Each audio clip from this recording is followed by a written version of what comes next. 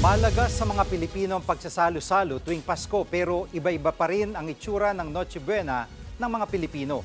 Ang pagsalubong ng ilan nating kapatid sa Pasko sa report na ito ni Mobile Journal Yeda Pascual. Hindi na praktikal para sa magkapatid na senior citizens na sina Lola Eva at Lola Lolita na magluto pa ng Noche Buena para sa kanilang pamilya sa Parañaque. Pero di ibig sabihin niyan ay hindi sila magsasalo-salo. Nagpa-deliver na lang sila ng pang Noche Buena para less hassle. Kasi mga busy sila sa trabaho. Sabi nga, doon na lang kami babawi sa bagong taon.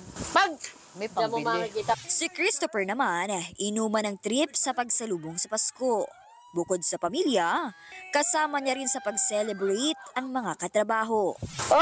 Kasama ko po yung mga katrabaho ko, yung mga kapamilya ko. So, kamusta naman po ang Pasko ngayong taon? Sobrang saya! Merry Christmas!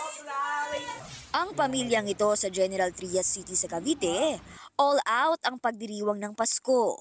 May kantahan, handaan, at syempre, exchange gift. Si Mami naman, pas muna sa regalo dahil ang best gift daw sa kanya, ampaw. Kung mayroon mga nakasanayan ng paghanda tuwing Noche Buena, meron namang iba na sa umaga na lang mag-aabala. Gaya na lang ni Nanay Maylin na ngayong araw mismo ng Pasko, dadalawin ng mga anak. Yung birthday nga natin, naghahanda tayo, di ba? Yung birthday pa kaya ni Jesus, hindi tayo maganda. May mga hinanda rin naman ako kahit papaano. May mag-spaghetti ako, may graham naman dyan kami, may roast chicken siguro. Yun. Pero mayroon ding mga sasalubong sa Pasko ng mabigat ang puso. Habang atat na atat ang ibang pamilya na magsalo-salo, si Alma nakabantay pa rin sa kanyang sari-sari store ilang minuto bago magpasko. Isinantabi raw kasi muna nila ang malaking selebrasyon, lalo't nagluluksa pa sila sa nasawing kaanak. Tuloy pa rin. Kailangan naman habang may buhay tayo, huwag tayo mawala ng pag-asa kahit na dumadanas tayo ng kalungkutan.